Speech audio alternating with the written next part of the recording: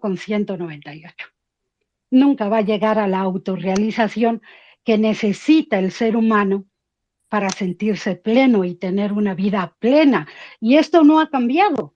En el siglo XXI necesitamos tener una vida plena para sentirnos felices y para poder llegar a nuestro lecho de muerte diciendo, pues me la gocé, lo hice bien, me la he gozado. Sin embargo, en esas condiciones donde no había ninguna regularización, donde el trabajo infantil estaba, era terrible en las minas porque sus manitas podían meterse por las grietas y demás, pues ahí es donde surge con ese objetivo, es que surge el comunismo. Naturalmente, como han dicho, comunismo solo se ha quedado en papel.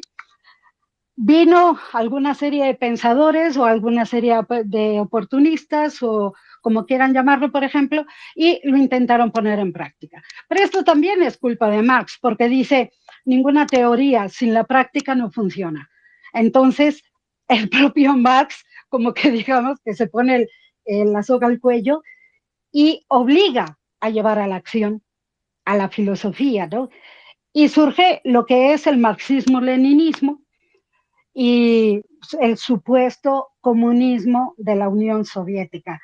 El comunismo de la Unión Soviética, o sea, no es lo mismo cortarle la cabeza al rey porque era absolutista, o sea, el absolutismo monárquico surge con Luis XIV, con su famosa frase de yo soy el Estado, y No lo aquí dijo se hace. Arzú, ¿no? Eso no lo dijo No, Arzú. Arzú se creía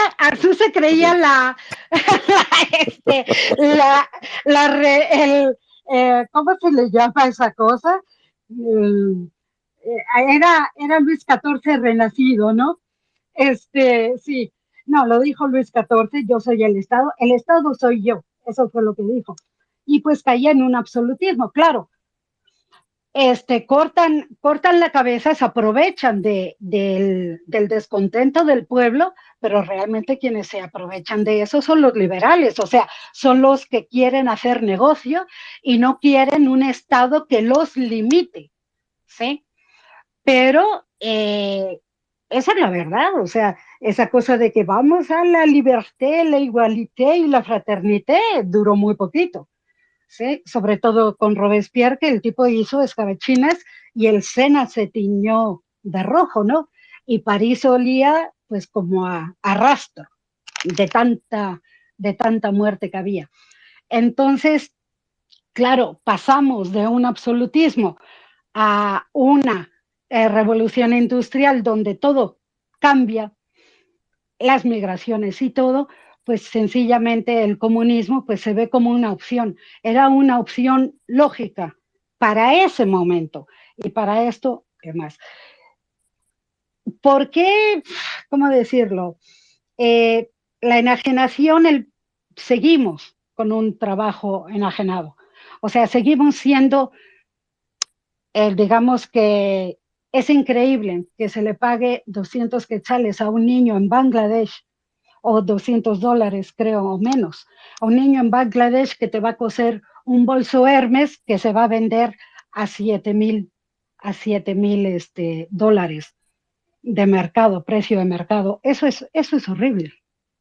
O sea, nos hemos enajenado tanto como sociedad y como humanidad que anteponemos a los bienes materiales a una vida humana.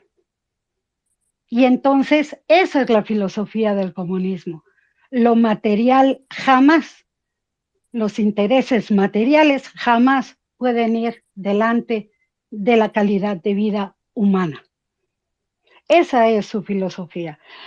La apuesta, yo la verdad, yo no soy fanática nací en una familia comunista, estuve en la fiesta de cuando legalizaron el Partido Comunista en el 76, tuve la oportunidad de conocer a Santiago Carrillo, a Dolores Ibargüen, a la pasionaria, o sea, yo me he criado oyendo comunismo, me he criado oyendo hablar de Marx, de Engels, de todo. Pero yo, por ejemplo, yo no soy, entiendo al ser humano como una dicotomía, como una dualidad. Somos individuos en colectivo, es decir, somos, para hacer una analogía, que esta analogía del taoísmo le cae muy bien, somos gotas en un océano. No podemos eliminar nuestro carácter de individuos porque sí necesitamos de esa autorrealización, pero no podemos olvidarnos de nuestro carácter colectivo porque nos morimos. Nuestra supervivencia está muy ligada a lo colectivo. Entonces, una dictadura del proletariado suprime mucho la autorrealización colectiva, individual. Y no, no soy fan de eso, pero entiendo que el comunismo es una filosofía que surge en el siglo XIX en respuesta de unas condiciones sociales de ese momento y que no podemos ahora, porque las condiciones son distintas.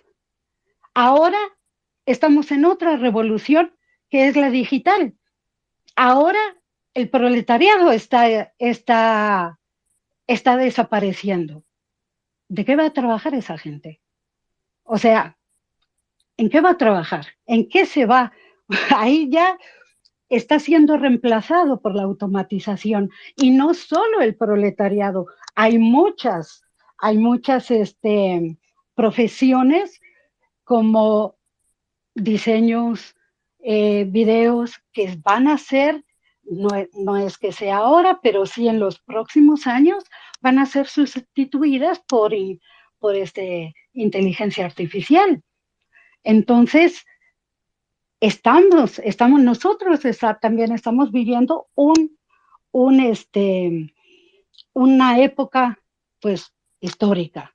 La revolución digital nos está cambiando nuestro modo de vida y nos está cambiando el modo de producción de bienes y está cambiando, o sea, se está rompiendo la dependencia que hay entre el empresario con el trabajador. Pero el problema es de que aunque se rompa esa dependencia, el trabajador no deja de existir, sigue existiendo. ¿De qué va a comer? De cómo va a alimentar a su familia, cómo va a llegar a la autorrealización. Esos son nuevos retos y los cambios que van a tener las generaciones futuras, ¿no? Con respecto a lo que decía un compañero por ahí, que la Alexia Portia o no sé qué, a la pobre le falta mucho por leer, pero en Guatemala no puede haber libertad de expresión porque primero no hay libertad de pensamiento. ¿Cómo chingados te vas a expresar si no sabes pensar? ¿Sí? Aquí se quejan de la adoctrinación, pero nacen adoctrinados. Estamos adoctrinados. ¿Sí? O sea, nos meten la Biblia hasta vamos, por todos lados, ¿no? Y entonces eso también es adoctrinamiento, el crear un sistema de creencias que soporte al statu quo es adoctrinamiento. Y eso es algo que hay en Guatemala. Entonces, no puede haber libertad de expresión si no puedes pensar por ti mismo. La información es poder. Hay que leer, hay que ponerse a leer, pero desde ya. Y me encanta que hagas estos espacios porque son espacios divulgativos, son espacios pedagógicos y espero que la gente, yo me voy aprendiendo muchas cosas siempre y me encanta. Entonces, por eso también te felicito. Habla mucho de las cuestiones de cómo se ve el Estado. Tú dijiste eso, hay que preguntarle al político cómo ve el Estado. ¿Sí? Porque la ideología, al fin y al cabo, pues sí, estoy de acuerdo contigo, es una forma de ver la vida, es una forma de ver de cómo nos vamos a relacionar con el otro y con nuestra sociedad y todo. Yo la veo en derechos y obligaciones. Y hay derechos que veo que son inherentes y que no pueden ser manejados por la mano privada. ¿Por qué? porque la igualdad son derechos, al ser derechos inherentes al ser humano, que no pueden ser renunciados, tiene que ser administrados por un Estado. Tenemos la necesidad del Estado porque como seres humanos somos unos hijos de puta, ¿sí? O sea, esa es la verdad, no nos controlamos, ¿sí? En arca abierta peca todo el mundo cojeamos de nuestro pie y por eso necesitamos leyes, porque si fuéramos unos divinos de la muerte y unos ángeles, pues nadie cometería crímenes y no habría necesidad de leyes. Pero como no lo somos, no nos podemos controlar y en cuanto podemos joder al vecino lo hacemos, pues prefiero que un Estado me administre esos derechos como vivienda, como decía el compañero, en Singapur el 80% de la renta es pública. Sí, señor, en Suiza también. La gente no es propietaria de su vivienda, la alquila, ¿sí? La vivienda, la educación, la salud. Tú dices, yo quiero que usted tenga la libertad de ir a un hospital público o a un hospital privado porque quiere su televisión de 70 quetzales, digo, de 70 pulgadas. La verdad es que no podemos hacer eso. ¿Por qué? Porque no nos alcanza para pagar el hospital privado. Esa es la verdad. Yo sí quiero esa televisión de 70 y quiero la atención que me dan el privado porque me consienten, soy una cliente, no un paciente, soy una cliente porque pago, pero la verdad es que mi bolsillo no me da. Entonces, cuando me ponga mala, me tengo que ir a una sanidad pública. Y esa es la verdad, todo el mundo querría ir a lo privado, pero no nos alcanza el bolsillo. ¿Sí? Yo cuando me enfermé, si no llego a tener seguro médico, la factura era de 140,000 quetzales por 10 días. ¿De dónde? ¿De dónde chingados en la familia teníamos un ingreso de $1,200? Gracias a que teníamos un seguro y gracias a mi padre. Entonces, muchas veces no es cuestión de yo quiero, tengo libertad de escoger. No, la realidad es puedo escoger. Voy a tener el dinero para pagar el hospital privado. Voy a tener el dinero para que mi hijo vaya al Maya o a la UEB o a la del Valle o al colegio americano. No, la verdad es que no tengo dinero. Tengo que sí está esa opción. Realmente para mí no es una opción, porque si no la puedo pagar, no es una opción. ¿Sí? Entonces, son muchas falacias, son muchas, ¿cómo decir? Espejismos de, ay, es que usted tiene la libertad de escoger. No, la verdad es que no. No, que no nos engañemos. Uno puede escoger hasta donde el bolsillo alcanza. Y respecto a la satanización del término comunista, bueno, eso se lo debemos a la Segunda Guerra Mundial, a la Revolución Rusa, naturalmente, a Lenin y Stalin y toda esa gente, pero por ejemplo, cuando termina en el convenio de Yalta, estoy hablando de Roosevelt, Churchill y Stalin, habían fijado de que Alemania, por ejemplo, se quedaba como un país agrónomo, rural, desindustrializado. Y naturalmente, pues Churchill y Roosevelt dijeron a su madre, no. ¿Por qué? Porque el miedo al comunismo en Europa era muy fuerte. Pero realmente ese comunismo no era comunismo, pero bueno, la palabra ahí sufrió, ¿no?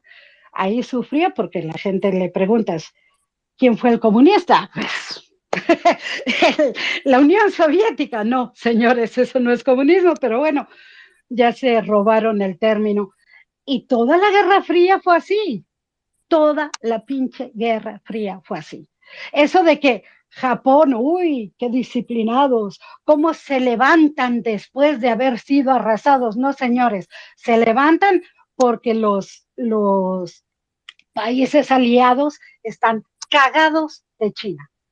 Y la única cosa que pueden como eh, contrarrestar a lo que, porque ¿qué vende el comunismo? El comunismo vende bienestar, vende educación, vende pues un montón de cosas, progreso y toda esa cosa, sobre todo bienestar social. Tú no te vas a preocupar ni por pagar un médico, ni por tener comida, ni porque tus hijos vayan a la escuela. Y claro, a alguien que está en estado de supervivencia, perdóneme, pero eso es una certidumbre, porque eso es una certeza, es tener la certeza de que yo ya no me tengo que preocupar por eso.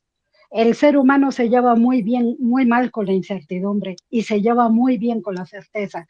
Y el comunismo, eso es lo que vendía. Yo no estoy diciendo que lo hiciera, pero esa era la propaganda. Y ahí es cuando empieza a nacer el estado de bienestar europeo, solo para contrarrestar de, oye, aquí en el capitalismo tú también puedes tener un bienestar social. Y es cuando surge Keynes y es cuando surge una serie de políticas económicas para tener ese bienestar social que tanto, del que tanto hablan, el de Escandinavia, el de Alemania, el de esto y el de lo otro. Pero ¿qué está pasando? Se cae la Unión Soviética en 1990 y empieza la economía, el neoliberalismo, a desmantelar todo el sistema de bienestar social. Y por eso Francia tiene unos problemas de cojones. Tenemos gobiernos fascistas ya otra vez en Italia, en Polonia. El fascismo vuelve otra vez creo que en Alemania también ganó fascismo y en España tenemos la desgracia de Vox, ¿sí? Otra vez el fascismo, otra vez el conservadurismo puro y duro, y no. ¿Y todo por qué? Porque nos manejan a través del miedo, ¿sí? Infórmense, por favor, cuando oigan la palabra comunismo, ríanse, o sea, ni caso. Es que a esa gente, cuanto menos plataforma de voz les den, mejor. No se defiendan de que, ay, Sevilla no es comunista. No, ese es el peor error. ¿Por qué? Porque estás repitiendo el discurso de la propaganda que te están haciendo y le estás dando voz. No se defiendan, no se defiendan. Nosotros somos tal. Y si lo entiendes, bueno, y si no lo entiendes, estudia, porque no es mi problema que tú seas un ignorante. Pero no, yo sí les aconsejo, no se defiendan. Y pues hasta aquí, porque yo creo que ya me pasé mucho. Disculpen. Eh, pues sí, tienes razón y hay que informarse, hay que estudiar, hay que leer para no andar viendo comunistas por todos lados. Seguimos con la palabra con la Cris.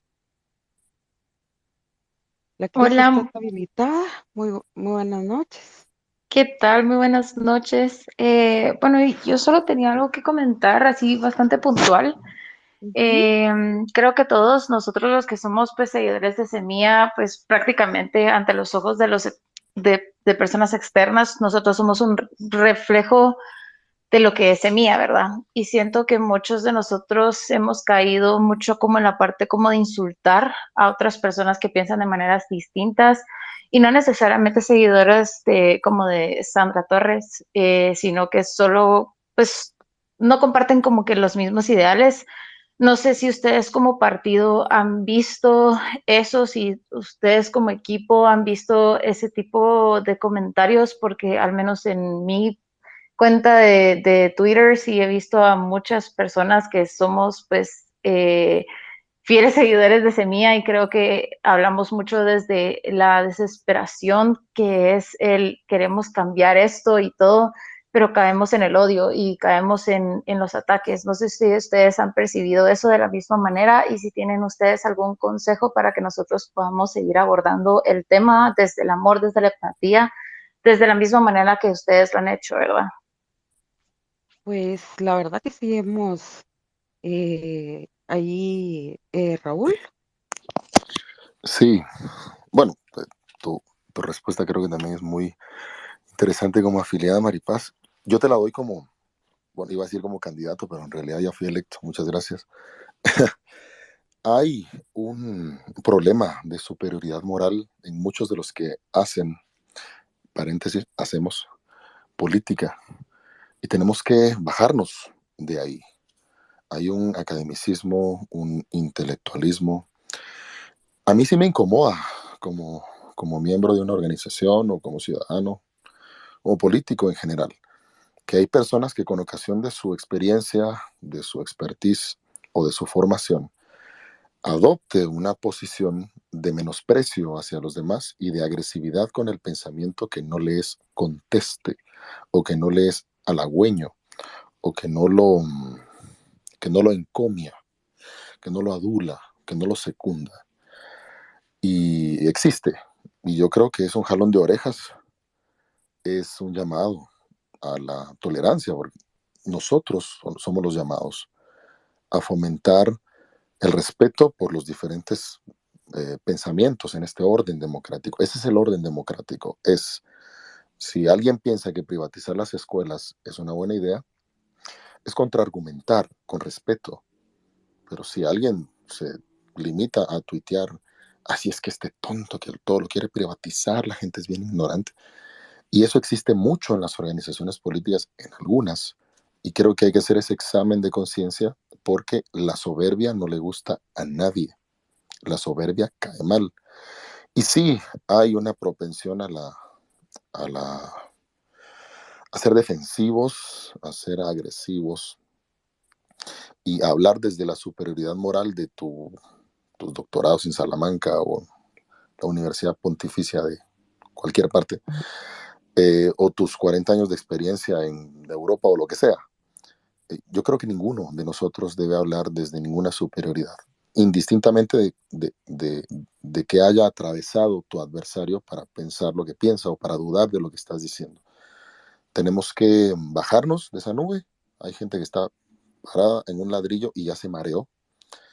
Y yo creo que son los ciudadanos los que tienen que, al mismo tiempo, decirles, muchachos, ustedes son una opción correcta, buena onda, es también bájense de ese ladrillo, porque el intelectualismo y el academicismo caen mal. Uno tiene que ser sencillo, tiene que ser modesto, sincero, genuinamente sincero, porque también están los que fingen ser modestos. Esos también caen mal. Y claro que sí, yo lo he visto, intento no reproducir ese patrón. Si a veces lo hice, disculpas, no es mi intención. Y creo que el primer deber de un político es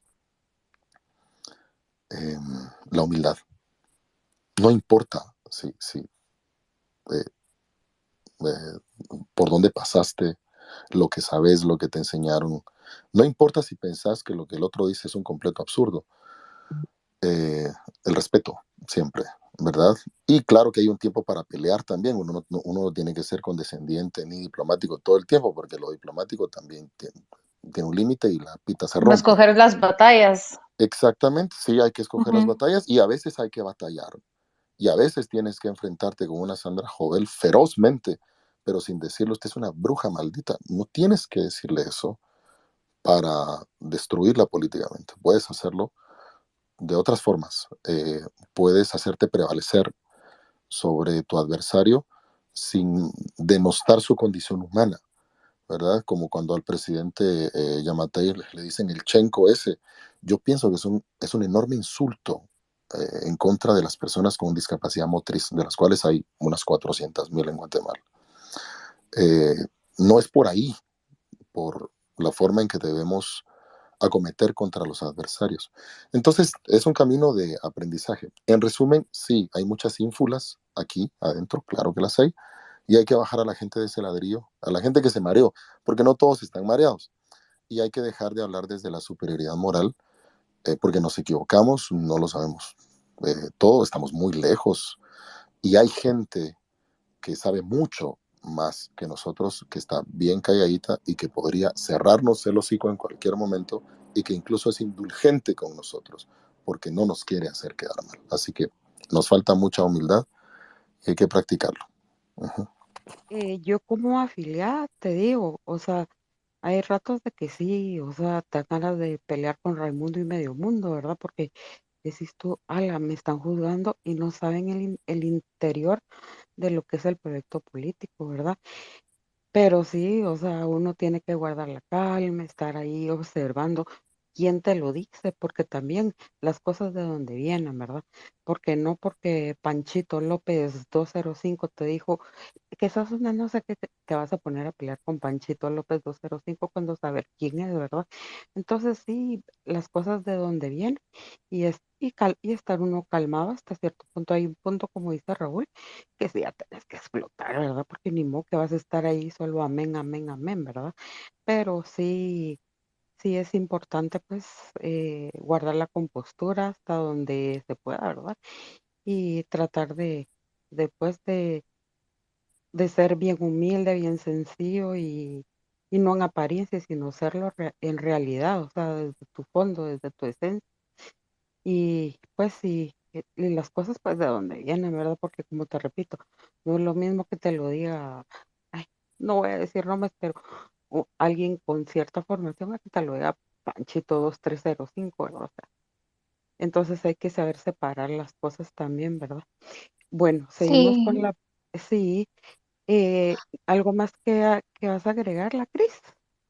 no, o sea, eso precisamente que he visto como mucho odio y creo que al final, al menos a mí lo que me ha pasado es que siento como un reflejo bastante claro acerca como del movimiento. Yo no quiero caer en ese odio, yo no quiero venir y decirle, tú sos un ignorante, sos un estúpido, sos un idiota, porque al final es como, ¿cómo nos pondríamos nosotros si nos gritaran eso en la cara? Sentiríamos rechazo, sentiríamos odio, sentiríamos como un no te quiero volver ni hablar. Entonces como que tal vez un mensaje como para todos es también como el ser como muy conscientes acerca de lo que decimos con cómo actuamos, porque al final nosotros como seguidores, nosotros como afiliados, como fiscales, etcétera, etcétera, también nosotros pues también somos como cierta cara del partido y pues no podemos caer en ese odio porque es cierto que ya llevan mucho y pues he conocido bastante acerca de cómo se ha comunicado como Raúl y desde esa empatía y desde ese amor creo que es que ustedes han llegado tan lejos, ¿verdad? Entonces, tener mucho cuidado con lo que decimos y siempre actuar desde la empatía y desde la escucha genuina, ¿verdad? Eso era, pero muchísimas gracias. A ti por tu intervención. Ahora le vamos a dar la palabra a Henry, que tiene de rato la mano levantada. Henry, ¿Qué tal? Buenas noches. buenas noches.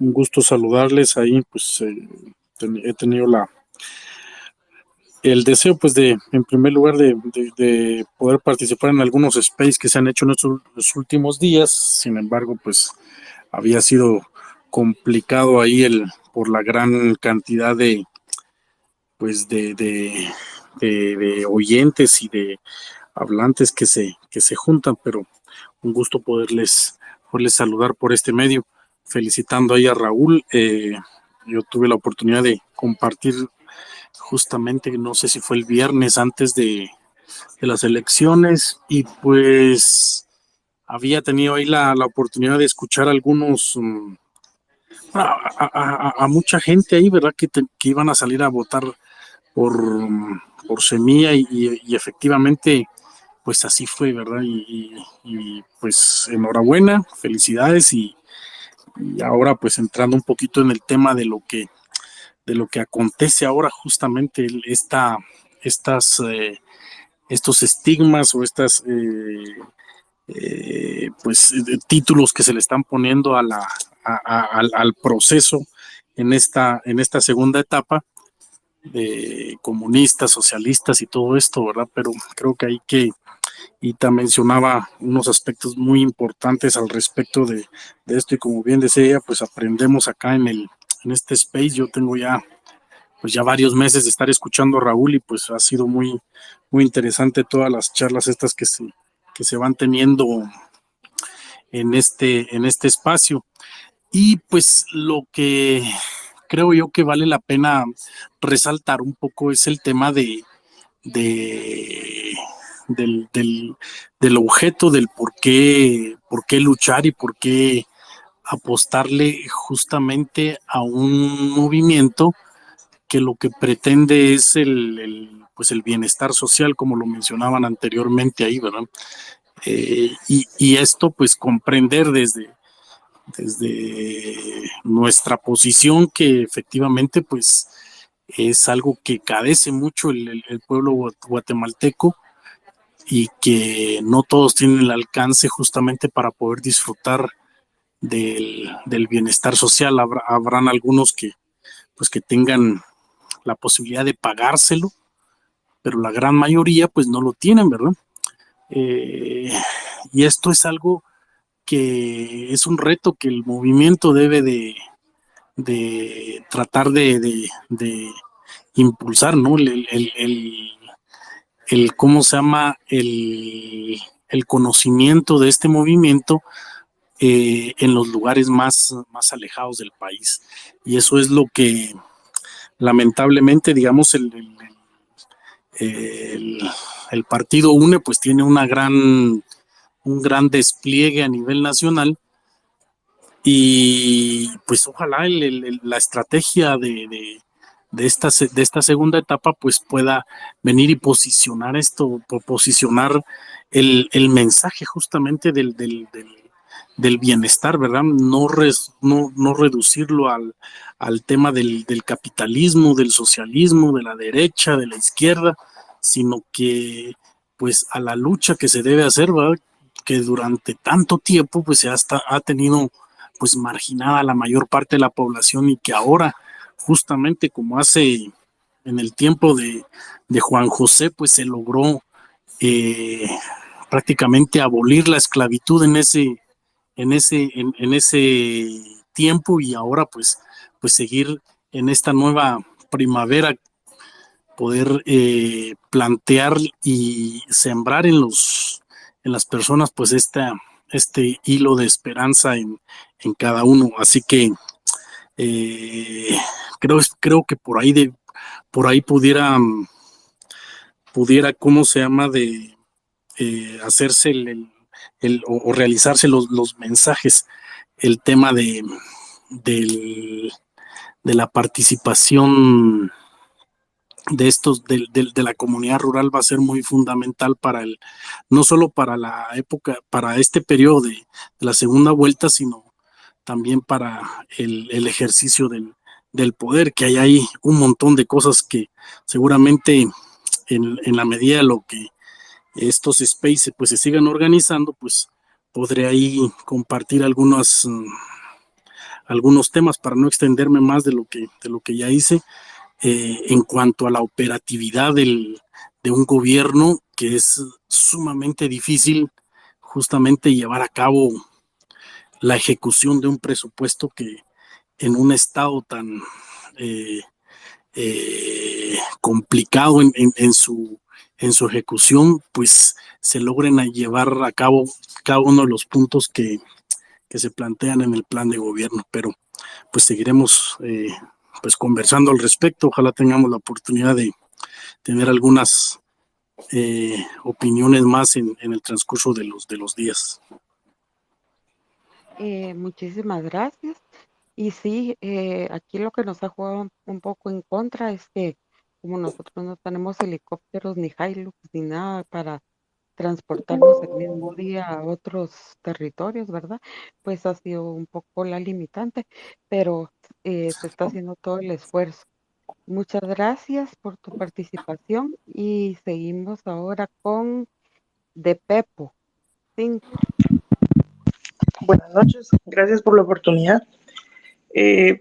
Yo entiendo que las corrientes ideológicas son muy importantes para definirnos como personas y como el tipo de gobernantes que podríamos ser, sí, pero también creo en la evolución, en adaptarse, en entender que los tiempos de, del siglo XIX era una situación y ahorita estamos en otra realidad donde hay diferentes necesidades, diferentes problemas. Por ejemplo, aquí se habla muy puntualmente de los grandes consorcios, de las empresas que pues han dominado nuestro país a lo largo del tiempo y de la gente más afectada, que es la gente del área rural, el proletariado, como mencionaba Ita, que ya no existe, pero yo creo que sí. Creo que todos tenemos una realidad diferente en base a lo que conocemos, pero me llama un poco la atención en que no se habla de aquel empresario que es pequeño todavía, que ya en el régimen tributario ya no es pequeño por lo que se factura, pero entendemos que lo que se factura sirve para pagar impuestos. Ustedes hablan del IVA y el ISR, pero también está el ISR trimestral, el ISO, que es un impuesto que creó el gobierno de Colón en el 2008. Y hay una barbaridad de cosas que no se toman en cuenta de los empresarios como medianos que están en el régimen abierto de contribuyente normal en la SAT. No sé realmente qué planes y beneficios se han pensado para este tipo de empresas, porque pues yo tengo la oportunidad de darle trabajo a un sector de la población vulnerable, pero que me he visto muy afectado porque en los últimos 2, 3 meses alrededor de 6 personas han renunciado y me dicen, mire, me voy para Estados Unidos. Usted ha sido muy buena persona y gracias por la oportunidad, pero no podemos comprar un terreno con lo que ganamos, y si entendemos que sin estudios, sin todas las oportunidades que se necesitan para conseguir un mejor trabajo, no lo vamos a hacer. Entonces pues nos vamos para Estados Unidos. Yo hablaba con un colega y esa creo que es una pandemia en la que no se habla mucho. Las empresas, sea como sea, buscan, como mencionaba Ita, inteligencia artificial, la automatización de sus procesos. Yo mismo he dado consultorías para la automatización de procesos industriales, pero en las empresas donde sí es necesario el ser humano, increíblemente no hay gente. A mí me ha tocado que realizar a mis propios operadores, y cuando ellos ya son algo buenos para el manejo de la maquinaria, se van a Canadá o Estados Unidos porque les ofrecen una mejor oportunidad allá manejando cualquier cosa, pero ellos ya tienen como que una base. Yo no sé realmente, porque lamentablemente no lo he visto, pero no quiero pecar de ignorante como para decir si ustedes lo han contemplado, pero ¿cómo piensan mitigar esas situaciones? ¿Cómo piensan beneficiar a ese empresario que trata de darle la oportunidad a nuestra gente a que salga adelante, pero que entendamos de que uno, por mucho que tenga su empresa, a veces solo queda plata para pagarle a la gente, para salir de los impuestos, de los repuestos, de lamentablemente pago de extorsiones. Ustedes, no sé, pero todos tal vez me dejaban de último porque no veían un nombre ahí. Yo solo tengo unos guiones, porque hace poco me estuvieron extorsionando, entonces yo en todas mis redes sociales me quité mi nombre y, o sea, uno tiene que vivir con todas estas cosas. Y cuando uno necesita el apoyo pues, del gobierno, de las instituciones gubernamentales, simplemente no lo tiene. Yo sé que esa no es la realidad, no es responsabilidad de ustedes, no es la realidad del gobierno de ustedes, porque todavía no ha iniciado. Pero, ¿qué garantías o cuáles son las propuestas para poder mejorar esta situación? Porque yo creo que tenemos que entender que hay personas que vinieron para ser políticos, otras para la administración de recursos, otros con un talento manual, pero por ejemplo hay personas que que no sabemos hacer nada pues con las manos más que el análisis financiero, económico, la administración de recursos, por mucho que eso no sea una profesión manual, es importante para la sociedad como un político. Yo me molesto mucho cuando dicen que la clase política es la que nos tiene mal y es el peor veneno, el cáncer de nuestra actualidad, cuando realmente políticos casi no existen. Por ejemplo, Sandra Torres, ella, disculpen que la mencione, pero no, yo creo que no entiende ni siquiera cuál es su corriente ideológica.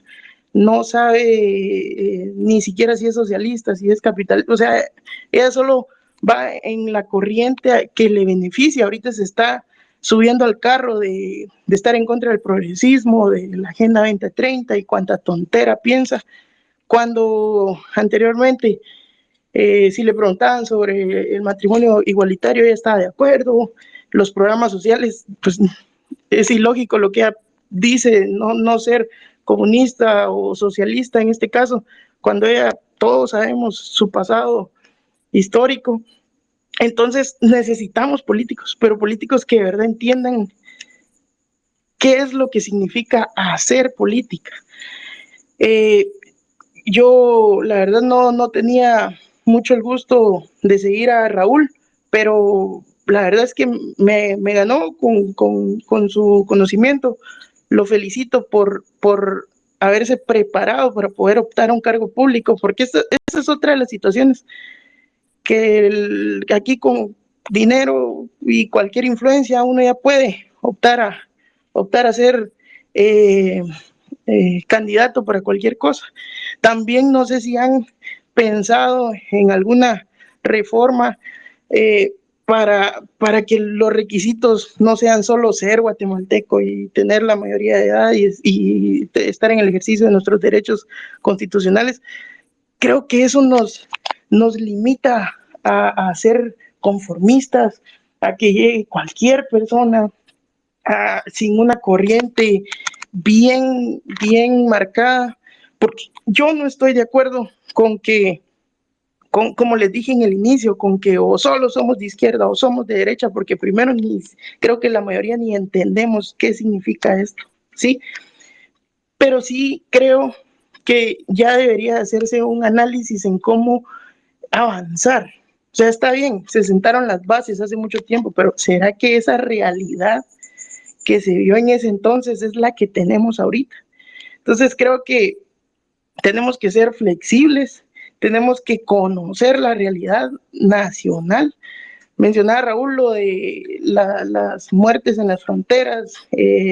Por ejemplo, yo tengo la oportunidad de conocer el Corredor Seco y es increíble lo que uno va a encontrarse en esos lugares. No vayamos tan lejos.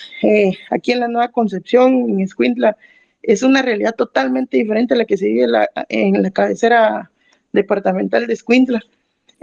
Uno ve una pobreza tan increíble que uno, si no sale de su zona de confort, no la entiende, porque simplemente no queremos hacerlo o no tenemos la oportunidad, ¿sí? Porque a veces somos ignorantes por la falta de oportunidad y la falta de deseo de querer conocer las cosas. Pero disculpen que hablé de todo un poco, pero básicamente esas dos cosas, o sea, ¿qué se ha pensado o qué planes tienen ustedes para apoyar a ese empresario que pues ya no es un pequeño empresario, pero tampoco es de estas grandes compañías? Y si realmente han también analizado es cierto, somos de izquierda y yo estoy de acuerdo con Ita y gracias por su explicación en que no tienen ustedes por qué negarlo. Si ustedes tienen una corriente política, buenísimo, porque por lo menos están definidos y saben lo que son, pero realmente o sea, tienen ustedes claro de que de los dos lados hay cosas buenas y si es necesario adoptar una de las otras ideas, ¿están abiertos a hacerlo o definitivamente no? Marcado lo que son y solo eso es lo que ustedes están dispuestos a hacer. Gracias.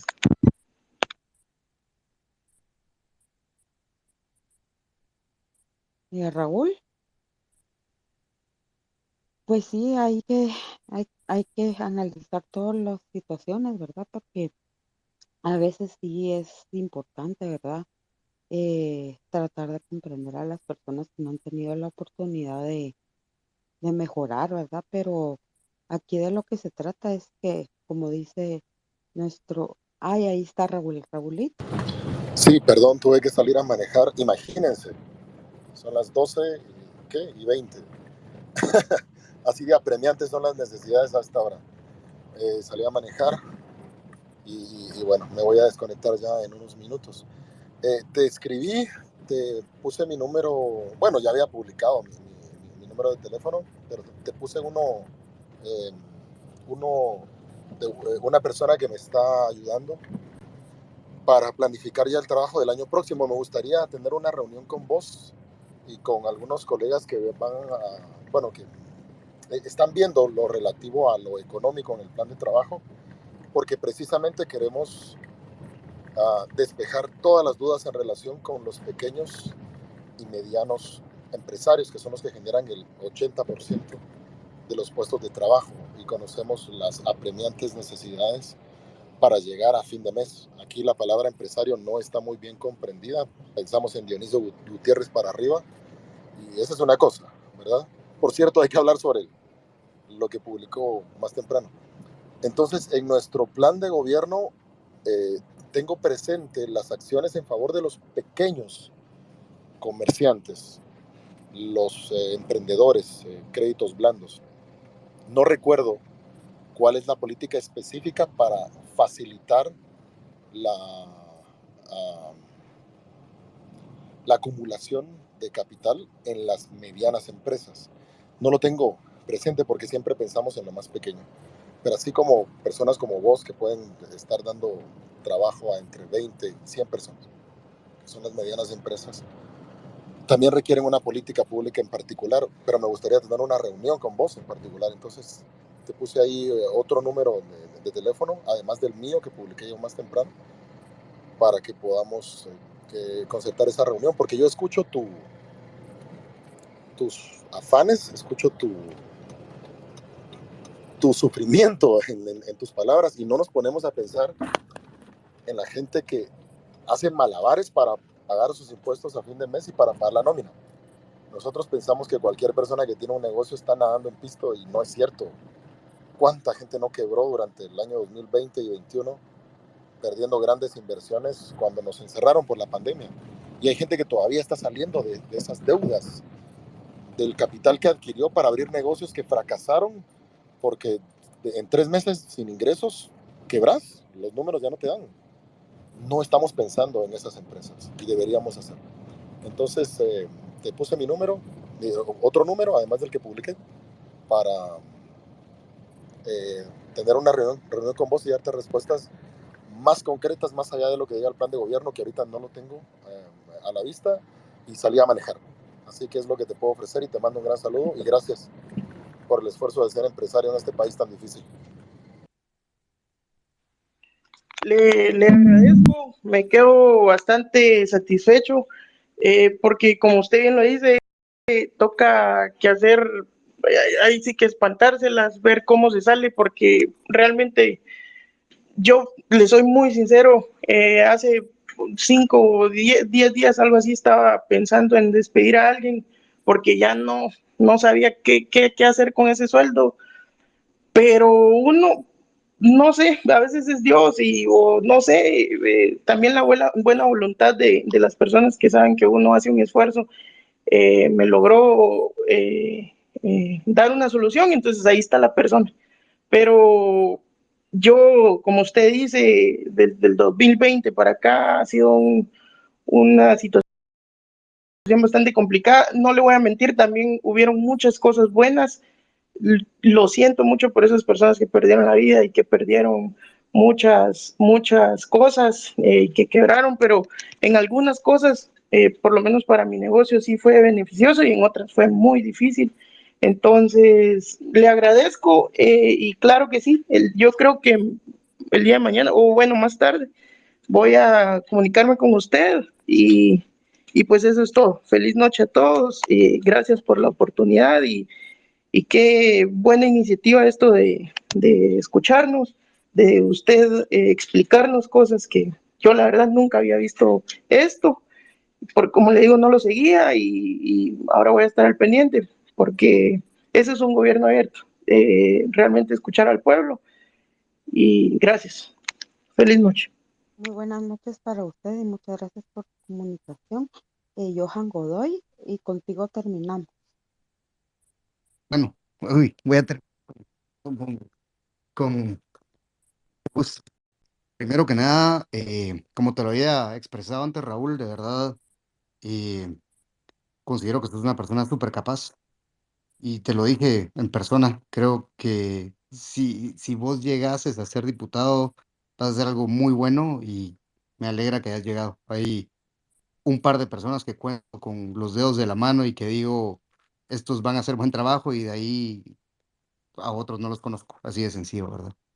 Pero la realidad de Guatemala es muy compleja, pero no está ajena a lo que hoy estamos viviendo en el mundo.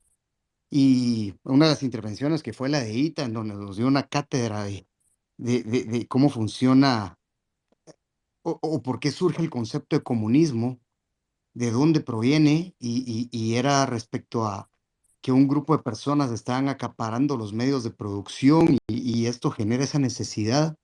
Pues el tema en el que yo me he interesado en los últimos años es un tema un poco polémico y probablemente no todos em, estén relacionados con esto, pero la primera pregunta es, ¿por qué se han escuchado de Bitcoin y por qué Bitcoin se hace la moneda de El Salvador? Entonces, por eso quiero hacer una breve explicación muy rápida.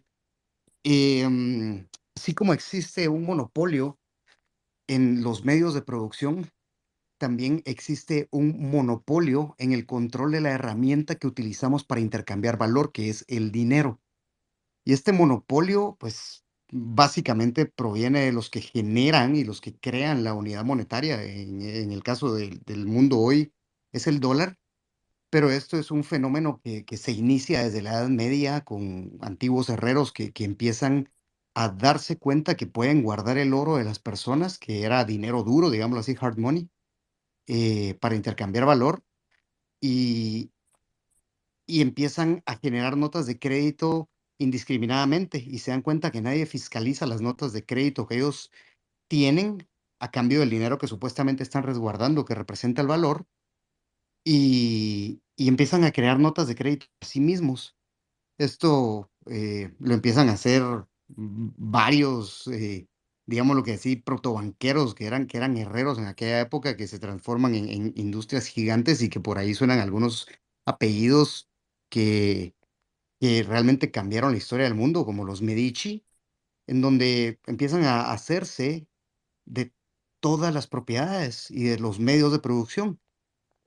Eh, y la forma en la que se hacen es controlando específicamente el dinero a través de un efecto que teoriza un economista llamado Richard Cantillon en 1620 por ahí. Y este economista básicamente dice que aquellos que pueden crear las unidades de cuenta denominadas dinero, digámoslo así, pueden hacerse también de más dinero que el resto de la población, el resto del mundo, ¿sí? Y entonces es por eso que hoy por hoy podemos ver que hay un grupo de familias en el mundo con nombres y apellidos, los Morgan, los Walton, los Rothschild, los Murdoch, los DuPont, los Hermes, creo que son también otros, que son los dueños de absolutamente todo en el planeta, literal todo. Ustedes van a ver un mapeo de cómo funciona toda la industria alimenticia del mundo, de cómo funciona toda la industria de la salud, de cómo funciona toda la industria de la limpieza, digámoslo así, de las bebidas, de todo, y son dueños de todo. Y estas personas claramente tienen sus tentáculos metidos en absolutamente todo alrededor del mundo. Eh, Entendiendo esto, estas personas realmente están detrás de muchas empresas y una de las grandes de las empresas de las que están detrás es la Reserva Federal, que genera los dólares que básicamente utiliza todo el mundo para intercambiar valor. Y cada vez que imprimen dólares, deciden a quién darle más dólares y a qué, como por ejemplo a Elon Musk, para explorar viajes espaciales, ¿verdad? Entonces tienen más acceso al crédito, por así decirlo. Sí, créditos más fáciles, ¿verdad? A la mayoría de gente no le presto, pero a ti sí. Pero es ahí en donde viene esta revolución tecnológica que ITA terminó con eso y que estamos entrando en un nuevo mundo y el cual debemos de considerar al momento de hacer política, Raúl, y al momento de tomar decisiones como país hacia dónde lo queremos llevar. Y la razón por la cual Nayib Bukele elige Bitcoin como moneda es porque es una herramienta tecnológica que funciona básicamente como un libro descentralizado que se registra en distintas computadoras alrededor del mundo de manera neuronal y que permite que nosotros llevemos un libro de cuentas en el cual registremos que A le transfiere a B X cantidad de unidades monetarias. El dinero son solo numeritos, ¿verdad? Pensémoslo así, son unidades de cuenta. No tenemos que pensar en divisas como dólares y quetzales, sino son unidades de cuenta en donde nosotros le ponemos el valor a las cosas. Y pues es eso. Pero las características que tiene es que, o por sus características tecnológicas inalienables, es imposible crear más de los que ya se definieron por default que van a existir en el mundo, que son divisibles en muchos centavitos. Y esto lo que hace es traer de nuevo a la jugada del mundo dinero duro, con el cual todos podríamos intercambiar valor de la misma manera y no vernos supeditados a la inflación o a los problemas de inflación, que no voy a negar que la política monetaria de Guatemala es probablemente de las mejores de la región o de Latinoamérica, pero aún así eso es un flagelo global que hay que mitigar. Y entonces por eso para mí la decisión de El Salvador de adoptar Bitcoin no es una mala decisión. Y creo que sería importante ir pensando en hacia dónde vamos a dirigir las políticas monetarias también de Guatemala. Si le vamos a brindar a las personas la oportunidad de utilizar herramientas tecnológicas con las cuales puedan mejorar su calidad de vida, intercambiar valor de formas más sencillas y además ser disruptivos y cambiar totalmente ese sistema perverso de cómo funciona el monopolio de la herramienta de intercambio de valor que actualmente hay en el mundo. Básicamente por ahí va. Yo lo dejo a cuestión de discutirlo en algún momento, Raúl, con mucho gusto. Creo que podemos hacer grandes cosas en el país. Creo que somos un diamante geopolítico alrededor del mundo y, y que podemos definir un rumbo muy positivo para el país desde ya. Muchas gracias. Y a Raúl, pues muchas gracias a usted por su intervención. Y sí, eh, hay que ir analizando, ¿verdad?, para el futuro y qué vamos a hacer con todo esto, ¿verdad? Porque hay que evolucionar también, ¿verdad?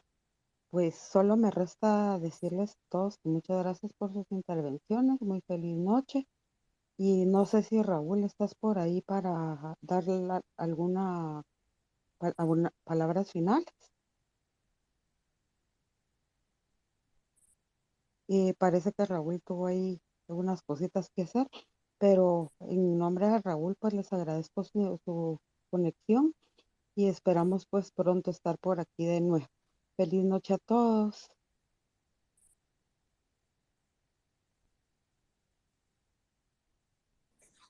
Buenas noches, Sol.